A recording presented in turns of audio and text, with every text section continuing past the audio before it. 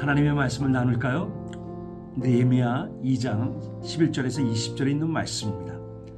느헤미야는 그 예루살렘을 재건축하기 위한 거기에 마음을 함께한 사람들과 함께 예루살렘에 도착했습니다.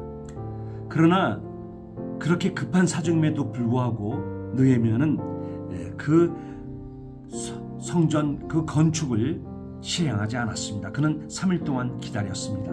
그리고 한밤중에 일어나서 그는 혼자 말을 타고 그 예루살렘 성을 다 시찰하기 시작했습니다. 이것은 중요한 시간입니다. 그는 무너진 성벽을 보았고 불타버린 그 문들을 보았고 또 짐승 한 마리조차 통과할 수 없는 그렇게 폐허가 된 거리들을 보았습니다. 그런데 오늘 말씀을 보면은 12절에 그렇게 써 있습니다. 정말 하나님께서 느헤미야에게 하시고자 하는 그 마음속에 두신 일들을 아무에게도 얘기하지 않았다고 했습니다. 그렇습니다. 우리도 어떤 중요한 일이 있습니까? 어떤 중요한 것을 선택해야 되고 결정해야 되고 결단을 내려야 되고 또 어떤 일들이 있습니까? 그럼 우리는 하나님과 나만이 아는 그 선한 일을 가슴에 두어야 합니다. 그리고 하나님 앞에 나가야 합니다. 하나님, 이것을 다시 한번 저에게 보여주시고 인도하여 주시옵소서. 그래서 17절에 있는 말씀을 보면 그렇게 지난 후에 비로소 자기와 함께 도착한 그 사람들에게 얘기를 합니다.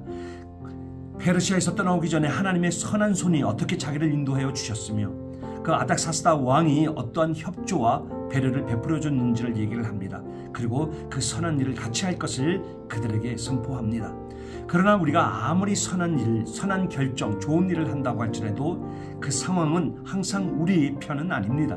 우리에게 반대하고 우리를 어렵게 할 수도 있습니다. 오늘 말씀을 보면은 그 산발락과 그 도비아와 그 게셈이라고 하는 그 주변에 있는 그 부족의 리더들이 와서 이들을 조롱하고 이들에게 정말 비웃고 너희들이 무슨 일을 하려고 하느냐, 거기다가 너희들이 이 아닥사스다 왕에게 너희들이 그만 반항의 세력으로 폭동을 일으키려고 하는 것이 아니냐, 이렇게 협박을 합니다. 그럼에도 불구하고 그들은 나가는 것입니다.